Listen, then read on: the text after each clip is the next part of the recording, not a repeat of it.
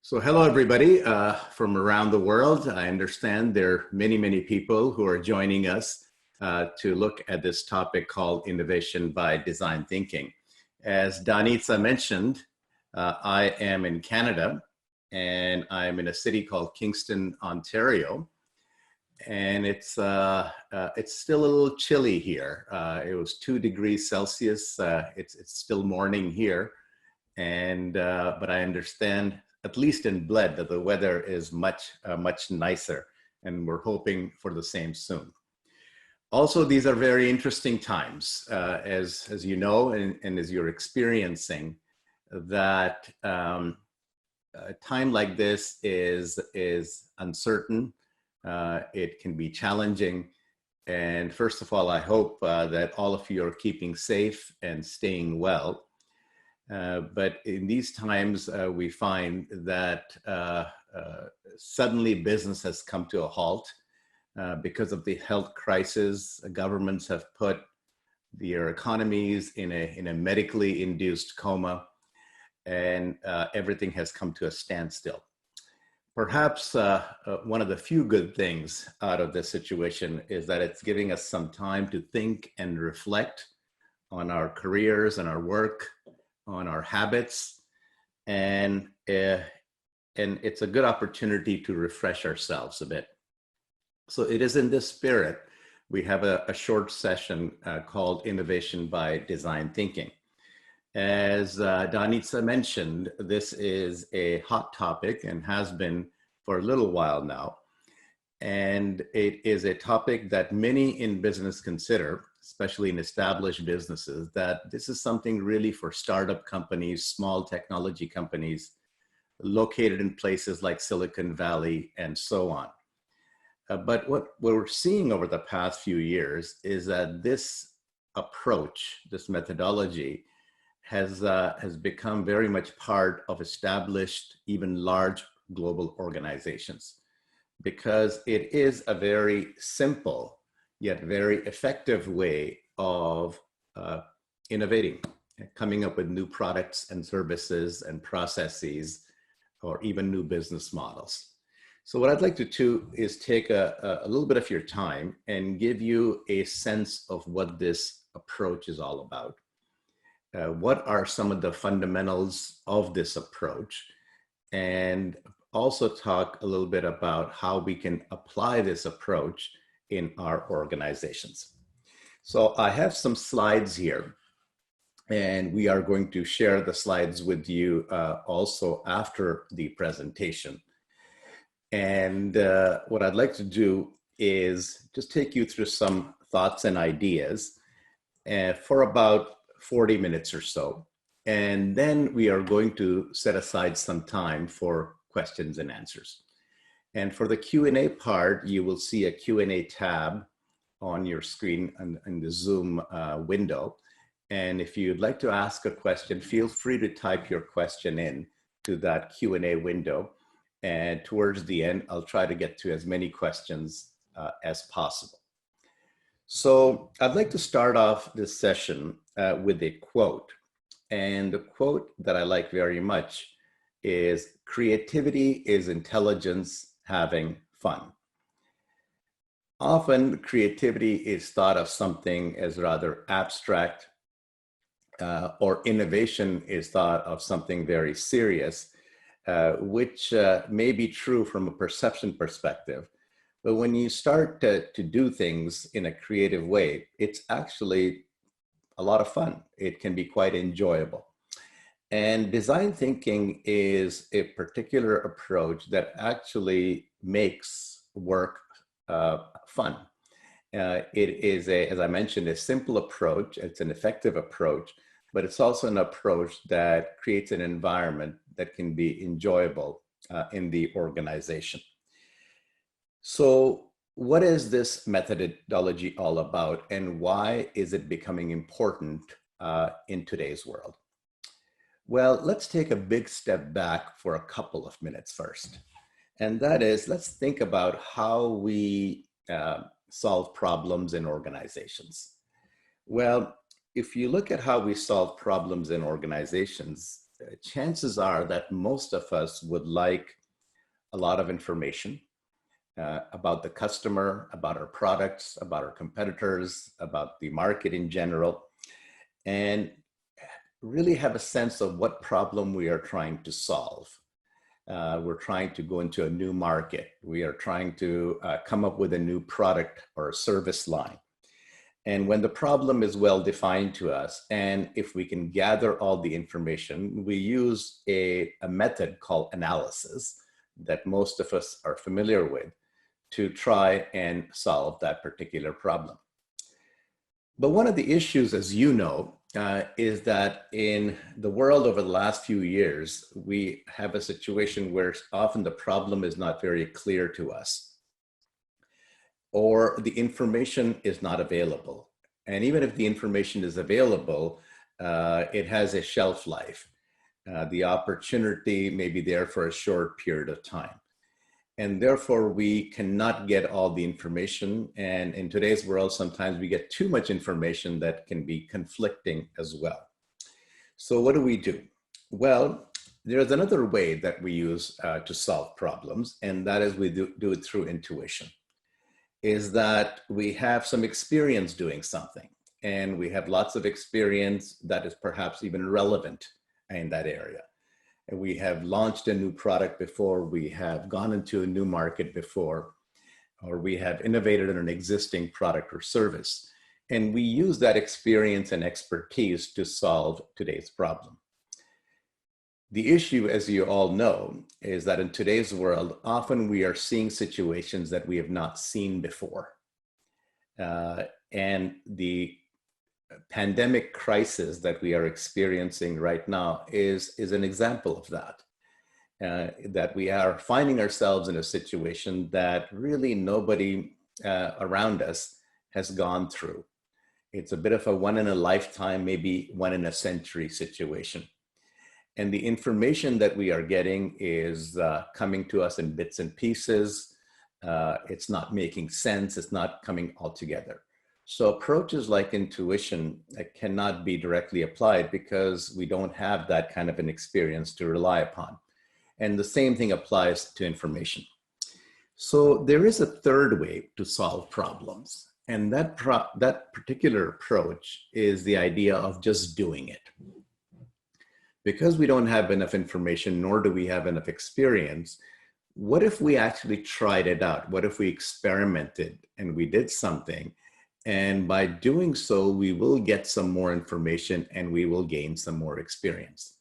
So the idea of just trying something out without having all the background information and perfect conditions is a method that is becoming very, very important and popular. And there are a number of methodologies that have come along over the last few years that are addressing this particular approach. Because one thinking is that if the idea is to just do it, just to try it out, doesn't it sound like chaotic or ad hoc, something that is not structured and not disciplined?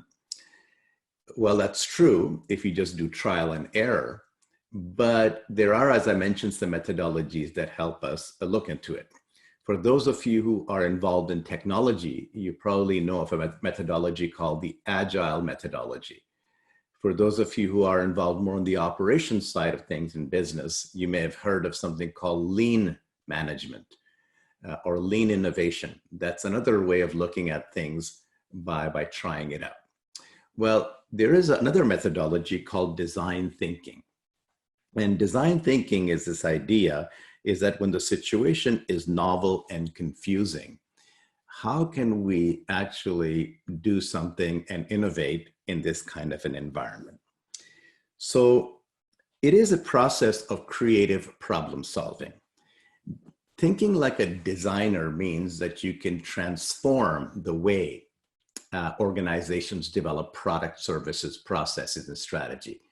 And as I mentioned, it's not just limited to people in certain departments like marketing or advertising or product development. It is a method that can be used by pretty much anybody in any organization, large or small, private sector, or public sector.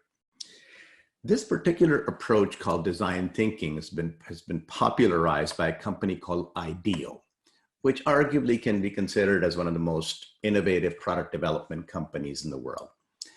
And IDEO named this concept design thinking, and it basically said it brings together three different ways of or point of views. One is the human point of view. It puts user at the center. Second is that whatever innovation we're doing has to be business viable. It has to, help us make some money or save some money. And finally, in today's world, we have to use technology as part of most solutions. So it has to have some technological aspect to it as well. And it allows people, as I mentioned, who are not trained professionally as designers to actually use these creative tools to address all kinds of challenges. So once again, these three streams of thought come together to create design thinking. So the idea here, as I mentioned, is that it has to have desirability. It has to have a human side of things. The idea here is that we are solving problems for people. So we should start there. Second, it has to be viable from a business perspective. It has to make sense for our organization, for our business, and to be honest, from a financial perspective as well. And finally, usually there's some technology involved. And so it has to be feasible from a technological perspective. So I'd like you to think of these three things when we are looking at innovation. So let me then introduce you the actual methodology, the framework, the toolkit called design thinking. Design thinking is made up of 5 phases or 5 elements. These 5 elements define what design thinking is. The first element is empathy. And the idea is to really understand the user's problems from their perspective. This is a foundational concept of design thinking, and I'll spend a couple of minutes later on it because I think it's a very, very important part. The second is defining the problem. Often we assume we know what the problem is, but usually there is something else going on. And in design thinking, you want to take time and really understand what the underlying problem is that you're trying to solve. Often when you come up with a problem, usually it's something more superficial. It's more a symptom of what's going on rather than the actual cause. The third element or phase of design thinking is the concept called ideate. And that is to come up with big solution ideas. And the reason for that is you want to create a solution space that is really broad. You want to stretch your mind to come up with as creative a solution as possible. The fourth phase of design thinking is prototyping. This is the second foundational element of design thinking, the first one being empathy. Prototype is absolutely critical. And here the idea is that you take something that is in your head and you make something out of it. You make some sort of a physical object or a sort of a role play activity to actually make that abstract idea real. And finally, the fifth and the last phase is testing. Is to make sure that your customers or users really interact with whatever you've come up with and allow you to understand the problem even more and refine it and come up with the final product. So let's spend a few minutes on each of these elements. It'll give you an idea of what the process looks like. And most importantly, it'll give you ideas of how to apply this process and this methodology, this toolkit, to your situation. The bottom line here is that innovation is not magic. it's a process. And this is one particular process that is simple yet very effective that you should consider. So let's start off with empathy. The idea of empathy is rather obvious, and most of us would say, well, you know, we do that all the time. And you're probably right. But here it is going a bit over and beyond what we already do.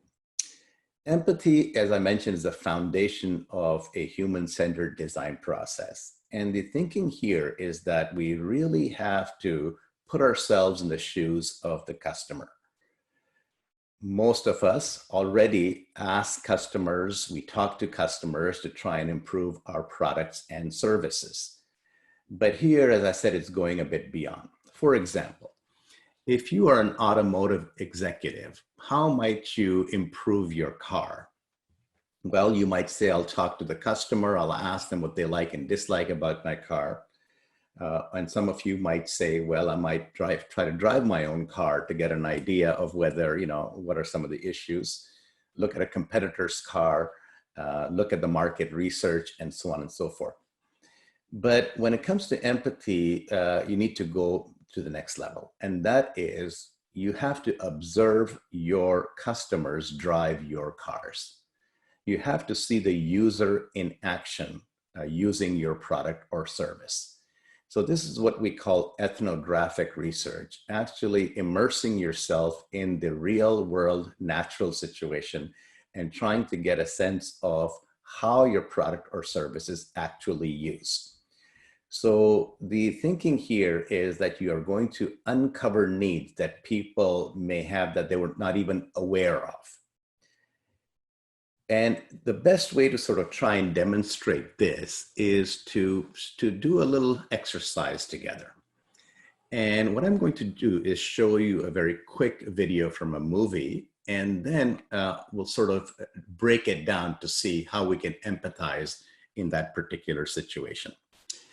So I'm going to show you a little video clip, just a couple of minutes. And when you're watching this video clip, see, hear, think, and feel what you think the customer is experiencing. So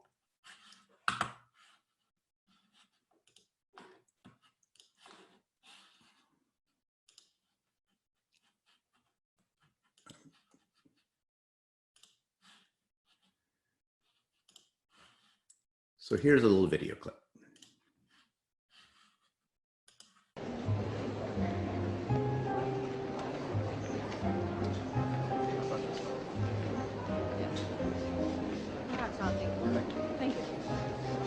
Looking for anything in particular, sir? Yes, that necklace there, how much is it? It's £270. All right, I'll have it. Lovely. Would you like it gift wrapped? Yes, all right. Lovely. Let me just pop it in the box. There. Look, could we be quite quick? Certainly, sir. Ready in the flashiest of flashes.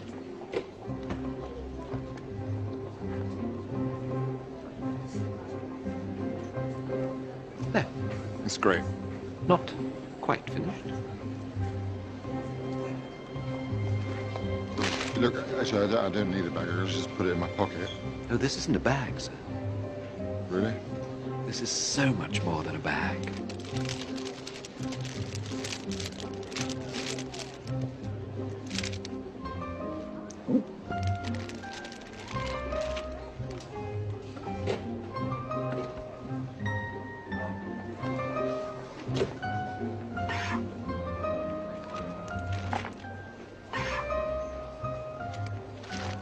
Could we be quite quick, please?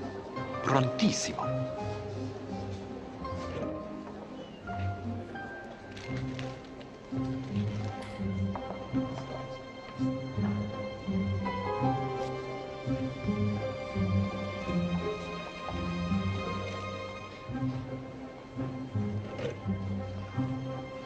What's that?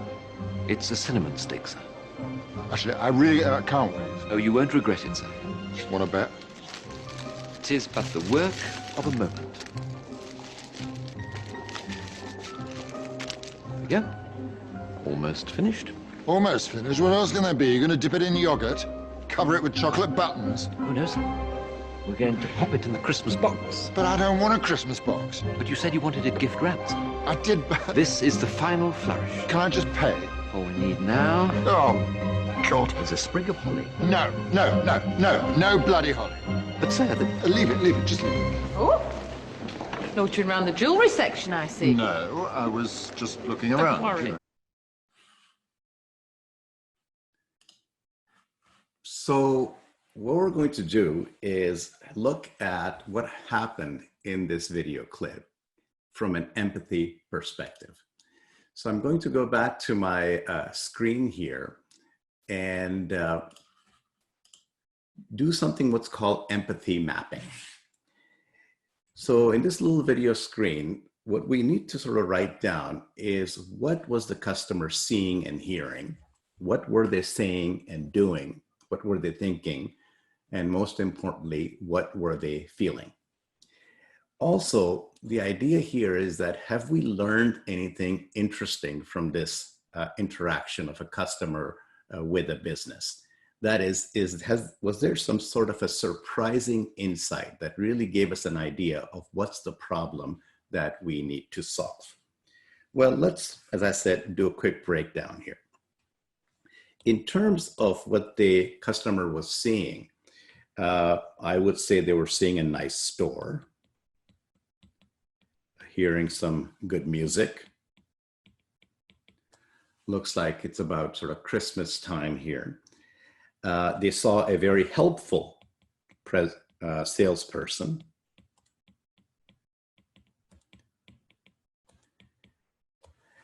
And they basically thought they were in a place where they will be really helped.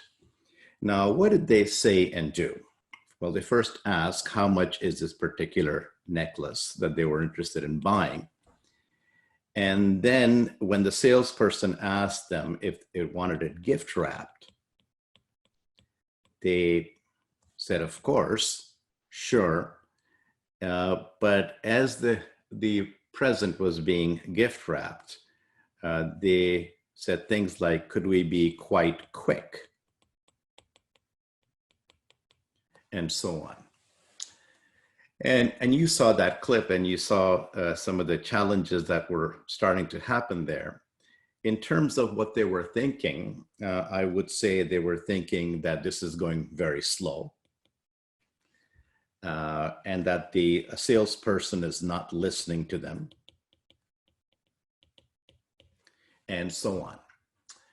What were they feeling? I'm sure most of you would agree with me. They were feeling things like frustration,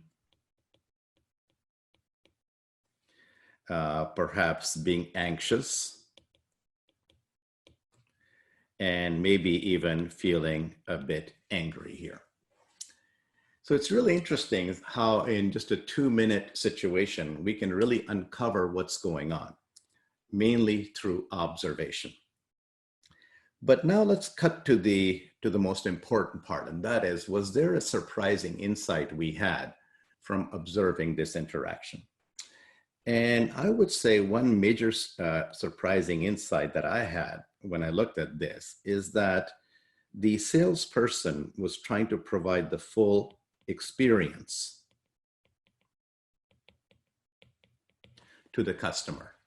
And what the customer really was looking for was simply a transaction.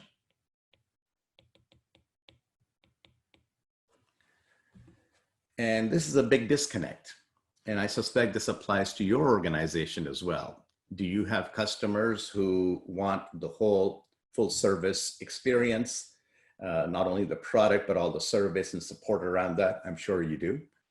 But do you also have customers who simply want a transaction? They just want to take the product or get the service, get in and out. And if that's the case, are we treating everybody the same, or are we actually addressing their needs in a different way? And now this really gets us thinking about what solution might we come up with, because in this particular situation, if that's the problem, then one of the most simplest solution to this is to train our salespeople in basically saying something like, asking a question, would you like it gift wrapped? And if the answer is yes. A second question could be that, would you like the full gift wrapping experience? Because it will be a wonderful thing for the person receiving this. The unboxing of it will be quite exciting. However, it's going to take about 4 minutes to do that. Or would you just like it very quickly gift wrapped, and I can do that in 30 seconds? And something as simple as that could solve this particular problem here. So going back to my slides here, empathy is a very important part. We always start off with looking at a user in their natural situation. Now, once we have done that, we move to the second phase of design thinking, and that is to define the problem. And define the problem from a customer's perspective. And the idea here, as I said, is to spend some time on it and trying to frame the problem in different ways to discover what people really need and what might actually be a more effective solution around it. For example, you might be working in a high-rise building in some big city around the world. And one particular problem that the people who work in that building often say is that the elevators are too slow. Well, if you think that's the problem and you're trying to solve that problem, you might think of ways of improving the elevator speed by looking at the algorithm being used in the elevator system, by perhaps looking at bigger motors for the elevators, or even replacing the whole elevators systems altogether. And as you can see, some of these solutions can be very expensive. But maybe if we were to observe the people using the elevator in that building, we might actually, when we sort of look at them, we will figure out that maybe the problem there is that, from their perspective, is that the wait for the elevator is annoyingly long. And if that's the case, we can start thinking of more creative solutions. Solutions could be like, put some sort of a TV screen there, put mirrors up there. And in today's world, maybe hand sanitizers. And these things can actually solve a problem, and people will not find the wait to be annoyingly long. So what I'm really getting at is, don't just jump to what you think the problem is. Try and look at the problem from different perspectives. And once you've done that, what you want to do is come up with an actionable problem statement. And that is, how might we, and then come up with that statement. And the reason we start off with how might we is important in design thinking, because the how part says that we are solution oriented and we want to look at many different solutions. The might sort of relates to the creativity part, all the way to what kind of technologies or other interesting ways we might look at solving the problem. And we refers to the fact that we're going to do it collectively as a team. So there are all kinds of problems out there that you might want to solve. And what you want to do is start off with this particular statement. So in the video clip that we looked at a few minutes ago, you might come up with an actionable problem statement, which goes something like this. How might we make purchasing an item in a hurry the most delightful experience for our customers? And when you do it that way, you come up with all kinds of creative ways to try and solve that problem. Once you have defined the particular problem, what you want to do is come up with all kinds of solutions for it first, and not jump to the very first solution that comes to your mind.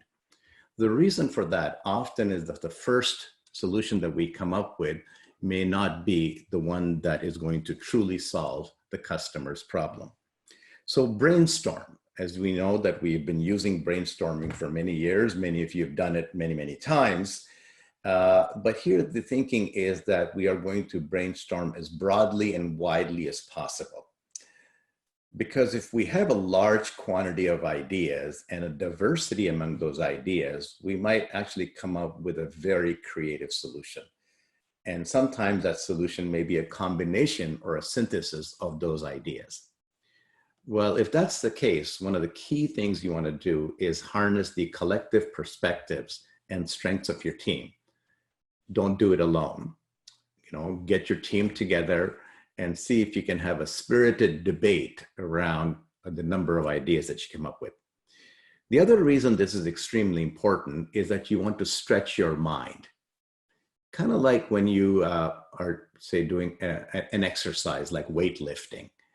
And experts in that area would tell you is that you just don't start lifting weights right away. You warm up first, and then you stretch your muscles. And when you do that, it really helps you in the exercise part of weightlifting because your muscles are much more flexible and so on.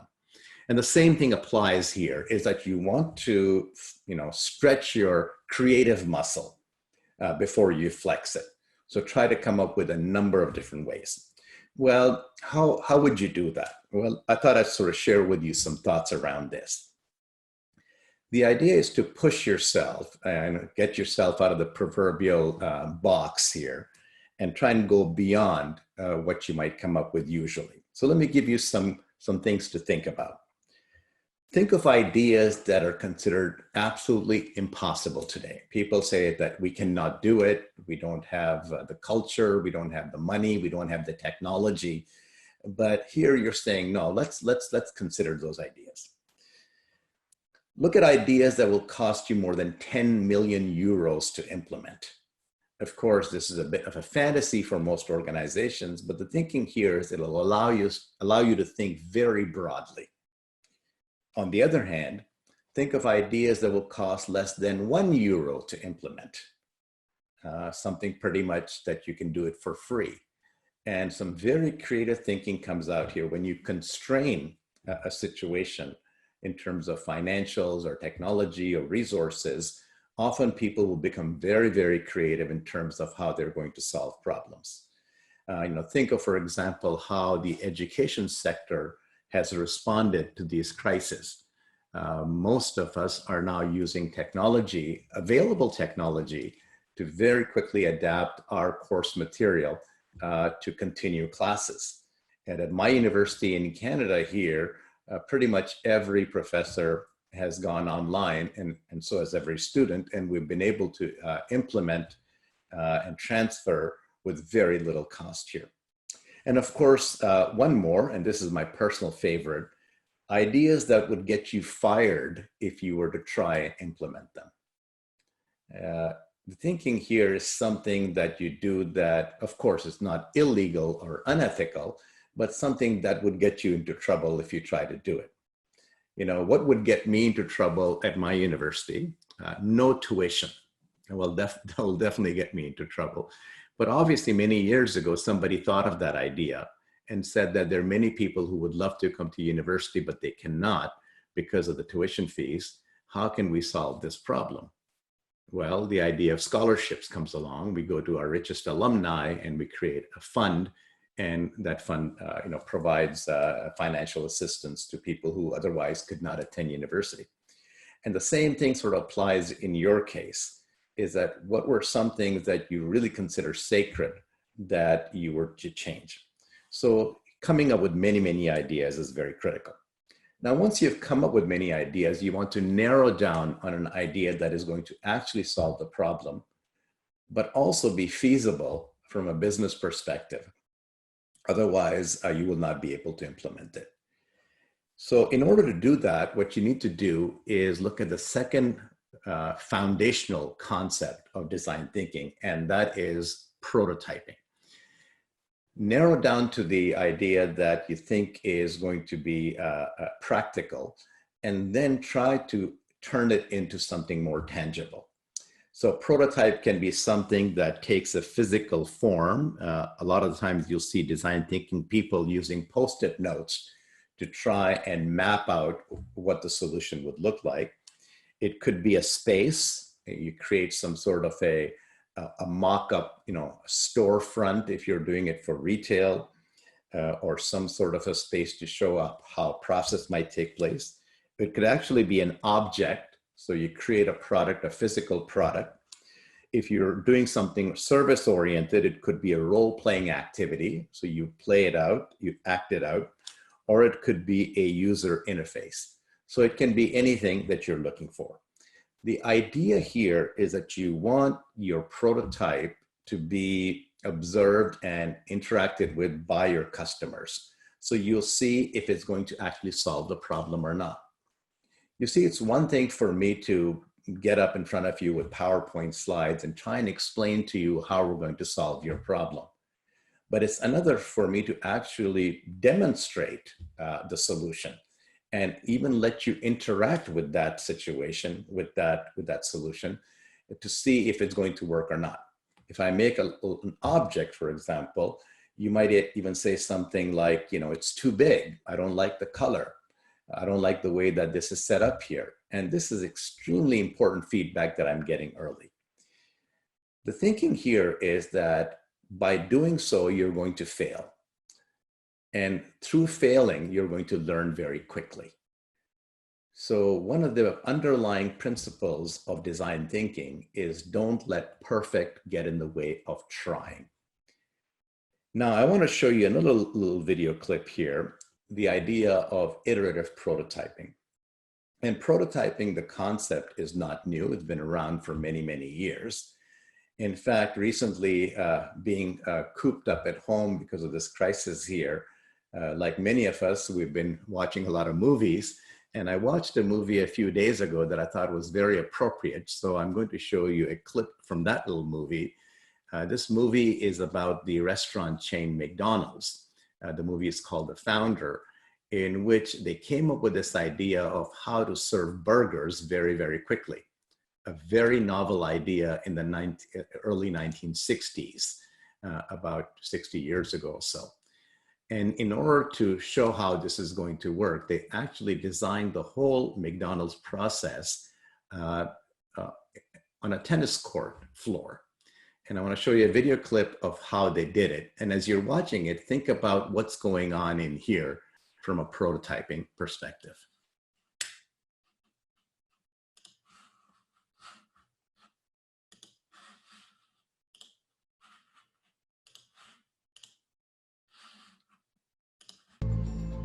And you were going to love how we did it, Dick? You got to tell him. Tennis court? Okay. He brings me out to this tennis court, and he's drawn this line, the exact dimensions of our kitchen. Sink on the right, extruder on the left. Extruder. Bagging and hood. Hood. Okay. Garnish. This is burger finish. Got it. And then this is burger slide. We could just move those. Okay. Multi-mixer soft drinks. Okay. We bring out our whole staff, and we have them go through the motions, making pretend burgers and fries. All right, Steve, anticipate that. You gotta keep the tray level. Okay. And Dick is running around with this stick, marking where all the equipment should be. Tuck in. Tony, are you gonna skip the pickles when we're really doing it? They do it over and over, hashing it out, choreographing it like some crazy burger ballet. What's going on over there? Yes. No. No. Everybody stop! Stop! Garnish 1. Garnish 2. You've got pickles, you've got onions. It's a goddamn hamburger. Come on, clear off. Everybody. Let's clear off. It's time for the pink chalk. And then rip your orange. See all this open space here now? We've rearranged the fry situation, so now it's stage left, the deep fryer stage right. Begin. That's great. Come on, guys. They're pretty tied up here. Yeah, watch it. The Lazy Susan. It's the timing of the Lazy Susan. Those are finished burgers. You can't... Hold it. I still think there's a third version. What do you want to move? I want to move everything. Back to stage left, please.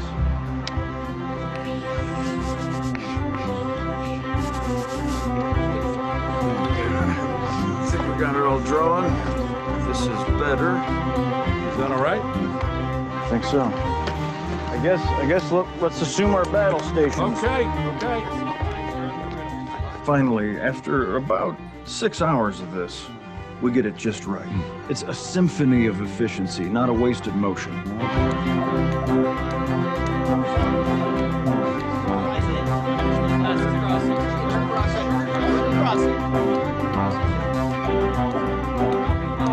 Good form, Jasper.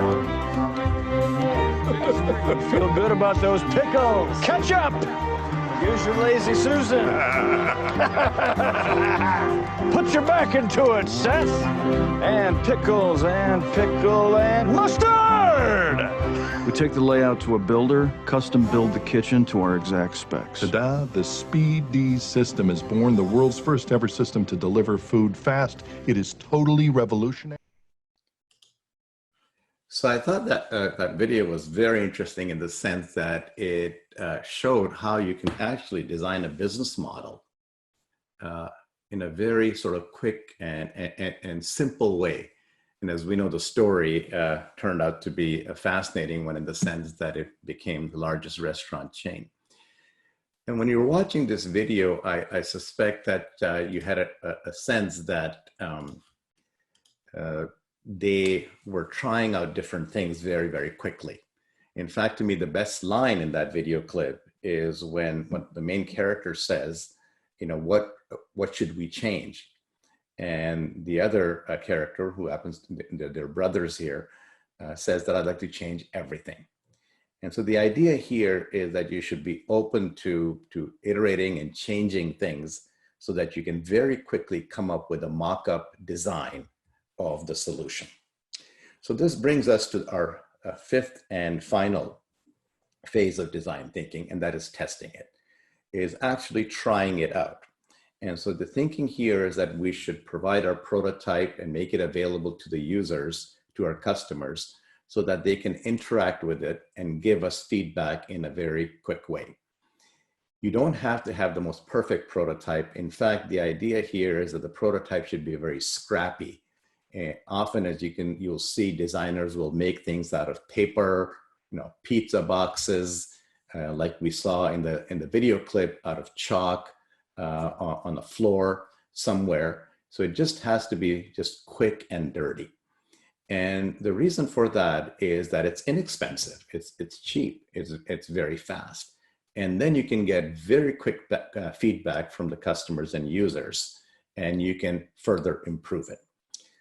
So prototype as if you know you're right, but test it very quickly if you know you're wrong. So expect criticism, expect that people will give you all kinds of critical feedback along the way. So there you have it, a very, very simple, but a very profound way of innovating. The 5 different phases we looked at. I'll summarize it very quickly. You know, empathize is experiencing what your customer experiences from their perspective and really trying to uncover a surprising insight. Number 2 is you define, you frame the problem in many different ways until you really think that you've got it, which is going to address the solution. And often you'll find it takes a little while before you get to that.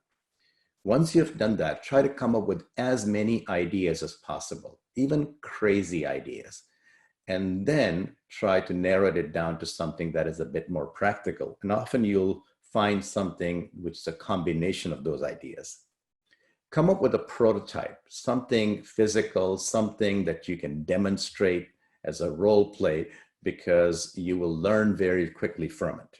And finally, test it. It's an opportunity for you to really see how your solution is going to be used by your customer. So with that, let's conclude the presentation part of this session. And I'm happy to take any questions that you may have. As I mentioned, there is a Q&A button in your Zoom window.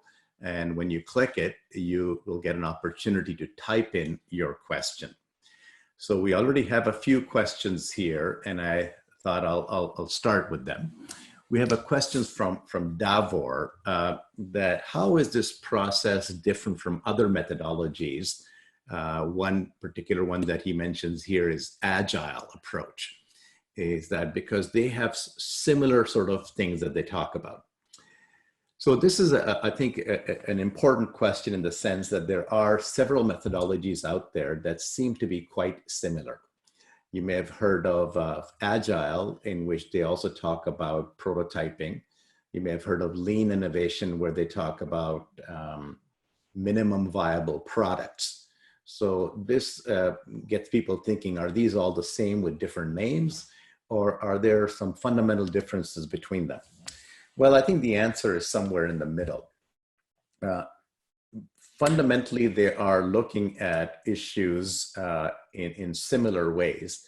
But I would say that there are a couple of differences that I've noticed among these methodologies. Agile is an approach mostly taken for technological solutions, software development, for example. Lean is much more operations oriented. And design thinking seems to come more from a marketing side of things. So that's sort of their origins here, but they are overlapping quite a bit. So that's sort of one difference, is that where are they coming from? What's their perspective? The second thing I think that's different is that often in Agile and in Lean, we know what the problem is. And these are methodologies much more about coming up with a solution and implementation approach to solving that problem.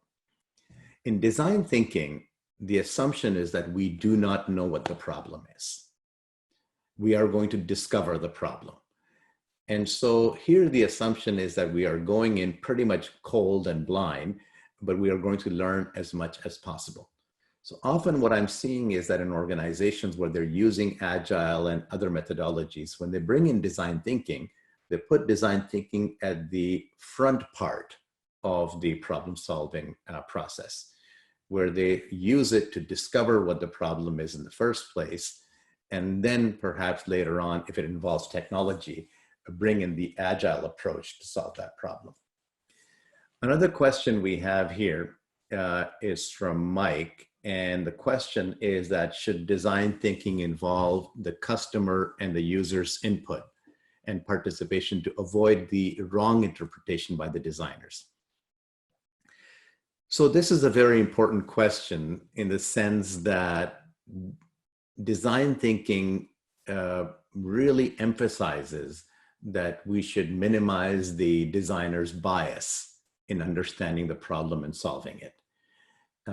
In some ways, the designer should be like a researcher.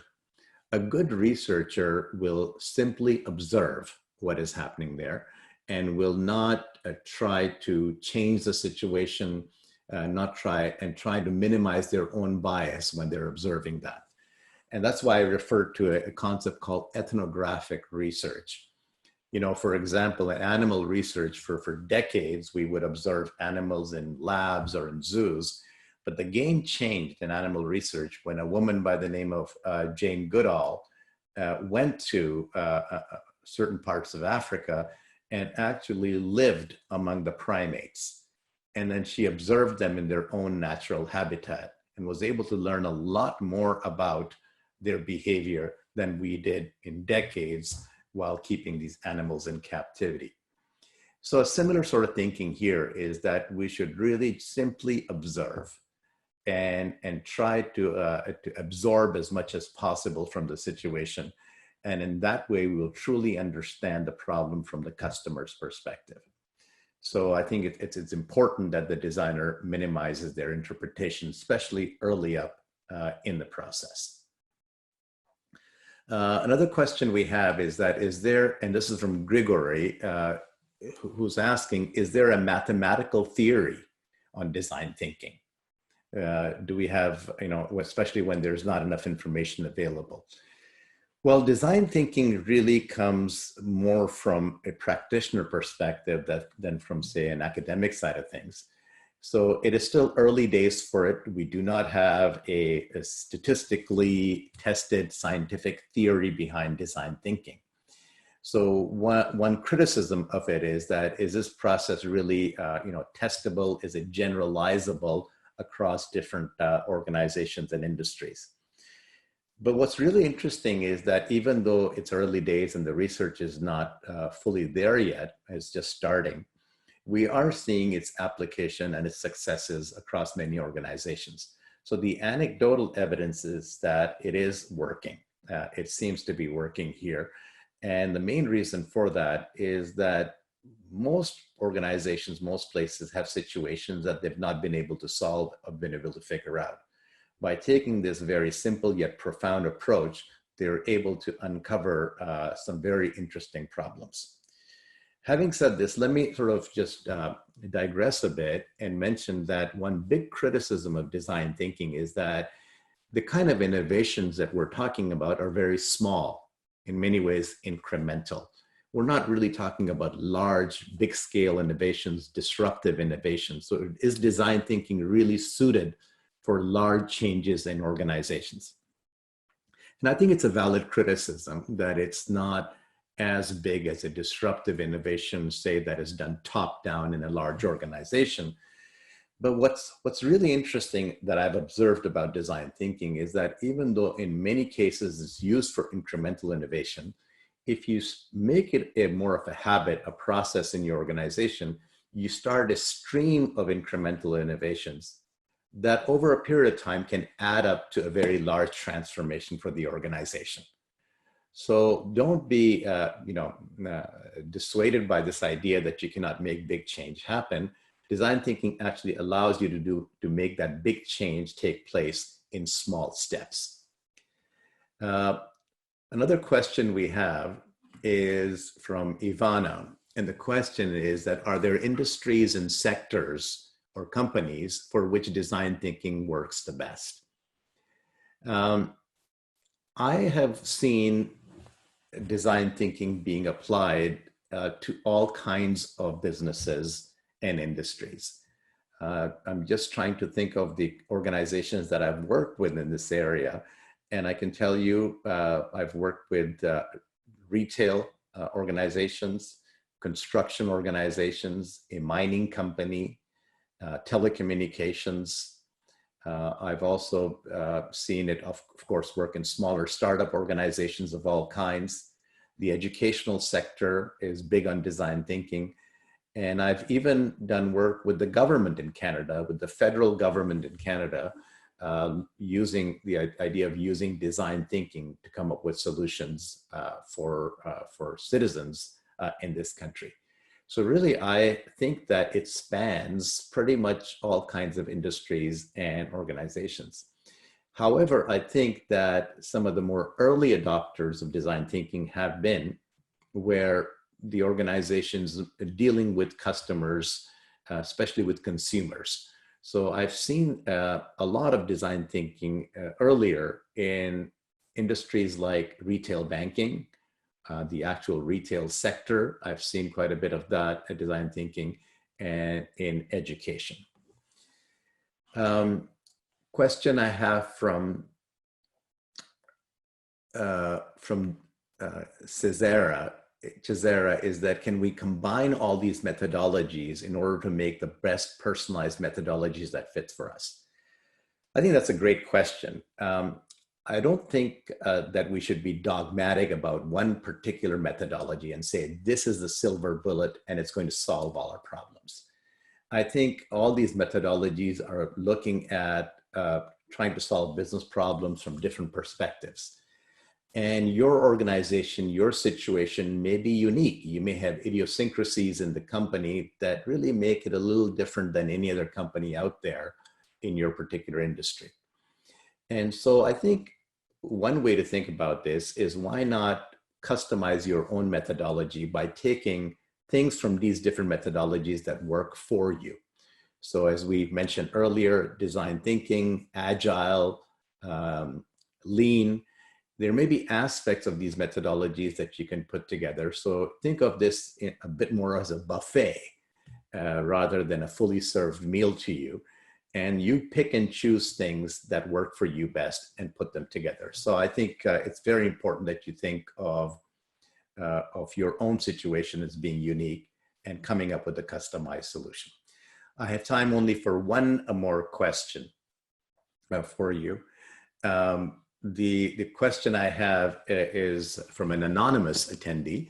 And the question is that, what about design thinking in highly regulated industries, say like banks and insurance companies, especially in Europe? As we all know that Europe is one of the most regulated places on earth, and for good reason in many ways, but it also often a highly regulated environment can stifle innovation. And I would agree with you, it's difficult to apply a methodology like this, which basically says you have to do things very quickly in a very sort of a creative way. May not work in a highly structured organization where you have to go through different gates or jump over different bars or go through different hoops here. But what I'd like to offer to you, having worked with organizations that are regulated in regulated industries, is that design thinking can still work. It will work in these environments because often a lot of constraints, as I mentioned earlier, can lead to more creativity. So often when you don't have the resources in place, you come up with very interesting ways of solving the problem. So what I would recommend in highly regulated industries is don't take a very big problem and try to solve it using design thinking. Take something very small. Take something that is a bit on the side here, not part of the core business, and use this methodology. You will learn it a little bit more. You will also demonstrate how well it works to others. And then it may snowball into something a little larger, and then you can take on bigger projects. So do not take on the biggest problem you have and try to solve it using this approach. The risk of it not working is very high. Start small, and make sure it's successful, and then scale it really, really fast. So this is all the time that we have here. I want to thank you for taking the time to attend this session. I know everybody is busy and got other things going on, so I really appreciate this. Also want to thank IEDC for creating this opportunity.